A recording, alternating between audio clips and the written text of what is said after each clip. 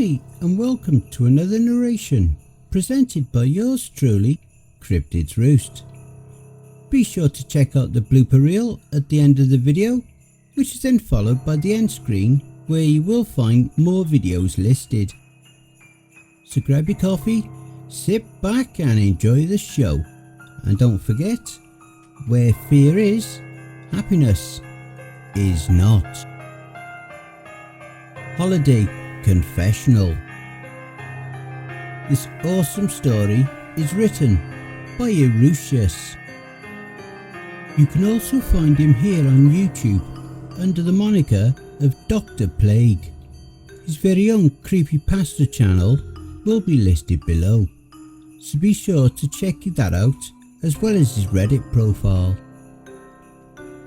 The door banged closed and roused Father Maxi from his doze.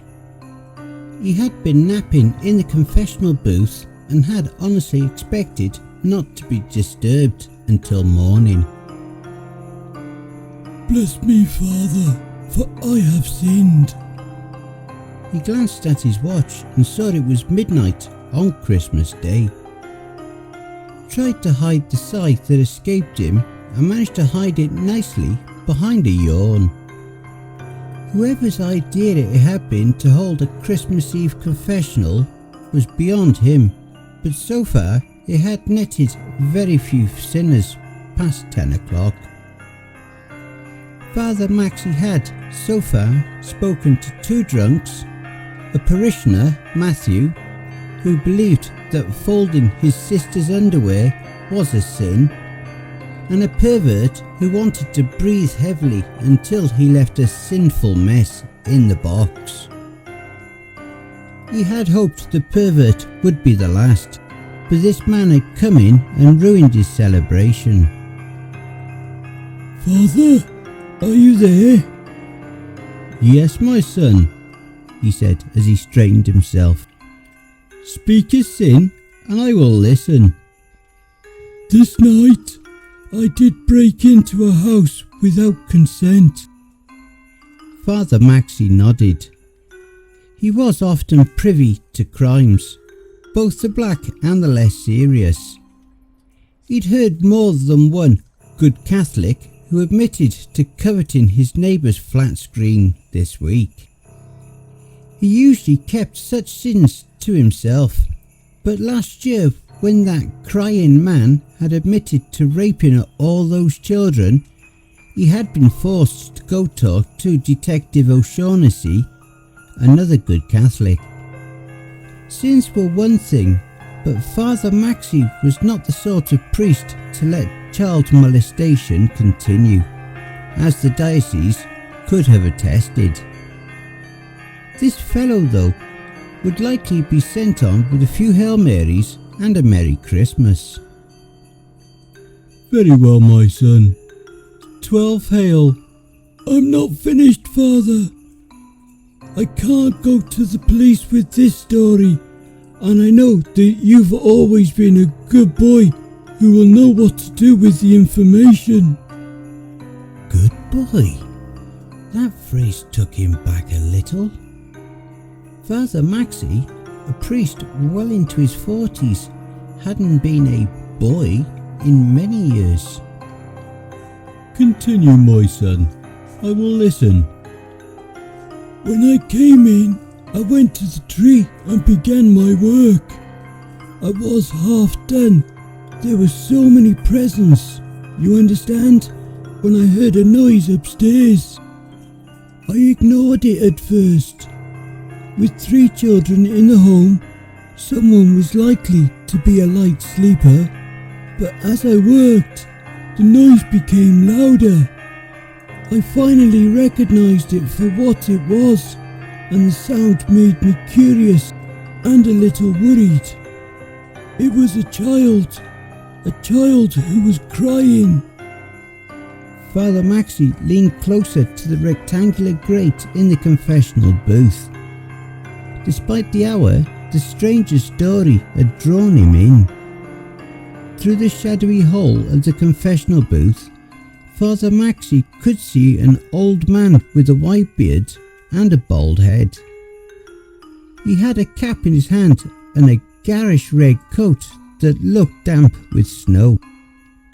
Though his eyes were downcast, Father Maxi could tell he was crying. There was a smell in the booth again. Something detectable only as an afterthought. Peppermint maybe? With an underlying smell of horse stall or barn floor? I went upstairs to have a look. Sometimes I do happen upon scenes of a less than cheery nature, and I thought I might do some good for a needy child. When I reached the landing, I immediately knew that something was wrong. A dog was slumped at the top of the stairs. I thought he was sleeping at first, but when I touched him, his head flopped to the side to show me his neck was broken. Rascal was never a good watchdog. I'd given him treats more than once to quiet him while I was there, and his friendliness had finally gotten the better of him. Then I heard the noise again and turned my attention to the children's room. Maxie was silent on the other side of the grate, held fast by the stranger's story. He told his tale as though it were an episode of Law and Order, and as he spoke, Maxie almost felt as though he were there with him. He could see Rascal, a mutt with some German Shepherd roots, lying on the floor with his neck snapped and his friendly face still set in its eternal grin of slackening realization. The landing was dark, a nightlight spilling out the only light to be seen as the Christmas tree stood cheery sentinel below. He heard the whimper from the darkness and turned his eyes towards the cracked door halfway down the hall. How was the stranger doing this? I crept, not wanting to spook anyone if the child was just having a nightmare. But when I reached the door, I heard the sound again and knew it was no sleeping child. The sound I heard was waking terror. The fear too dark to vocalize, and now its owner must suffer in crippled silence as the monster falls upon him. I pushed the door open, not caring who heard, and found myself inside an abattoir. The room, you see, was small, but big enough for 3 boys. 3 beds, each a different colour, and each with the boys' names stenciled on the front, stood in a line. The other half of the room was free for play, and the floor was cluttered with toys and games. 2 of the beds were occupied, but not with the happy, smiling boys I'd seen before. Some nights when I visit, I would peek in on them and see what dreams their faces painted. Each of them had always been a fresh canvas. A fine boy with Christmas morning prancing in their dreams, but tonight was very different. He fetched a deep sigh, and Maxie was afraid he might stop. He was invested now, and he needed to know how it ended, no matter how terrible. Tonight, I saw that 2 would never dream again. Their blood was a garish red as it soaked into the sheets. Maxie gasped, unsure what sort of confession this was becoming, but knowing it was likely to be terrible. These 2, however, were luckier than the 3rd. They had been cut before they woke, and thus had expired without knowing the terror the 3rd now lived in. They were too old, you see. The monster I had interrupted only preyed upon the youngest of lambs. When I opened the door, I had inadvertently stumbled upon the blackest of tableaus. One was a child in flannel pyjamas. smiling superheroes looking on in frozen acceptance from his top, as blood oozed from one arm, which he had raised to defend himself.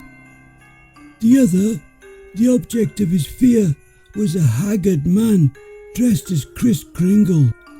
His coat and face were red with blood.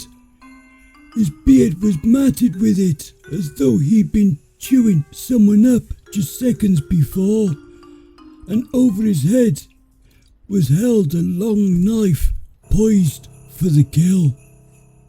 He paused for a moment as though to draw strength, and Father Maxi pulled in a frantic breath, his rapture too deep for breath.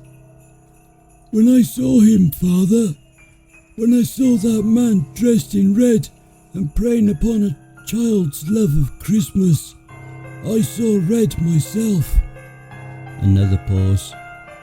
Forgive me, Father, for I have sinned. On this night I did knowingly commit murder. I knowingly crushed that man's skull against that frightened child's headboard, and I cannot say that my act was only to save that child. I felt wronged, blasphemed against. That he should take my image to inspire such fear was to me monstrous. There, I have committed idolatry, I suppose. I compared myself to God, of whom I am a so-called saint.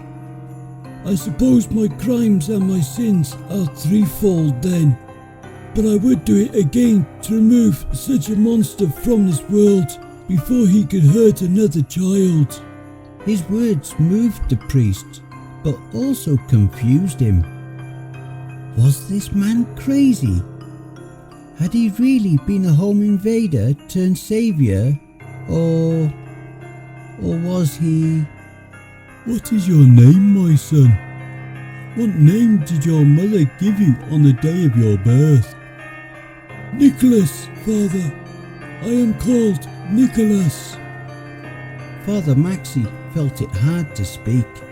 His throat was tight with tears and his mind was a stranger to him. Given the circumstances, my son, 12 Hail Marys should do it. You may say them on your way, for you have a long night ahead of you, if I'm not entirely mistaken. I do, Father. The man was almost crying. When he faced the meshed rectangle, Father Maxi could swear that he felt a warmth radiating through it. For just a moment, he felt filled with a spirit he hadn't felt since his childhood. It was as though all the years and all the miles had been erased and he had received a portion of his faith back this Christmas Day. His night was far from over though. He heard the man leave the booth and felt moved to catch a glimpse of the old saint. Much like the child he had once been. A child who had sat at the top of the stairs with his brother Aaron and waited all night to catch a glimpse. He wanted to see the man and prove to himself that the Christmas spirit was flesh and magic. He threw the curtain aside, his face awash with a rosy glow, but there was no jolly saint before him. No reindeer sleigh, no bag of toys or cheery elves. Only a shivering, tear-streaked boy draped in a red coat. He had a large cut on his arm, just as the man had said he would, but was otherwise unharmed for someone who would turn out to be the last victim of a serial killer called the Yuletide Carver. He had killed 6 families that year, all of them killed in their beds with their youngest child saved till last before being brutally raped and murdered. When the police arrived at the young boy's house later that morning, they found his dog, his parents and his 2 brothers all dead in their beds. Their throats had been slashed and the weapon they found would match their wounds and the other victims perfectly. The last body The one dressed in a Santa costume that he had likely stolen from the mall he'd recently been fired from was found laid across the last bed with his skull caved in, the murder weapon clutched in his frozen hand. That would come later though. For now, the priest bent down before the boy, like a penitent before the cross, and inspected his injuries. He wasn't hurt too badly.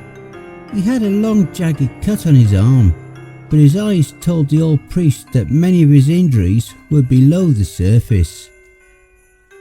Maxie raised the child's face, a handsome and well-made face that would likely find little trouble finding a new home if none of his family could be found, and asked him about the man who'd saved him.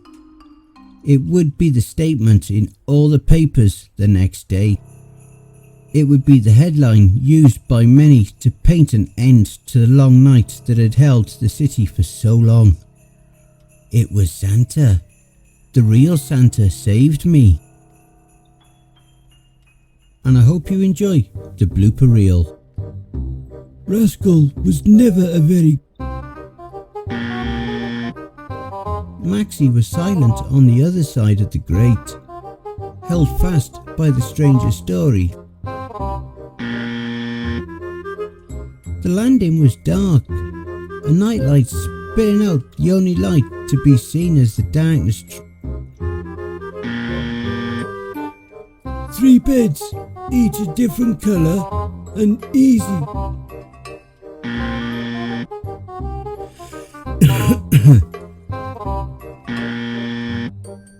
His beard was matted with it, as though he'd been chewing someone. When he faced the mesh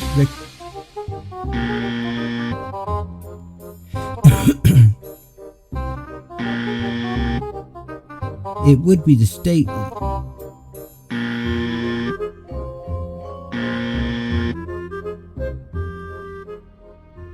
Hey family, please be so kind as to punch the like button and smack the ass of the subscription button as well. And remember to chokehold that notification bell and then select all. That way you'll receive all notifications each time I upload a new video. And by subscribing, you'll be the first to see all of our new spooky creepypasta stories. A very big thank you to Erutius for allowing me to narrate this awesome story.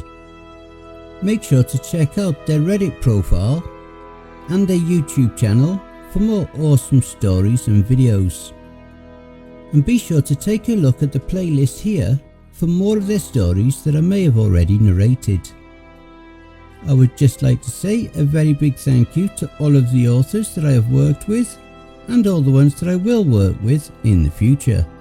So thank you all, my brothers and sisters. And why not hashtag Cryptids Roost in your comments. A quick thank you to all my Cryptids Roost community family too. We are now well on our journey to 1,000 subscribers. So please spread the word and help us to grow and expand. And don't forget to share the videos too. If you would like to throw me $1 or $3, I'd be very much appreciative. I do have PayPal, paypal.me/cryptidsroost. Alternatively, I have an account at buymeacoffee.com. You don't even need to register on either site to donate. You can also follow us at my Facebook group, Twitter and Instagram. I also have Ko-Fi, BitChute and Rumble. I have a subreddit if you have a story that you've written that you would like me to narrate for you. All relevant links will be below. And don't forget to check out the end screen. See above. That will also list some more videos in my back catalogue.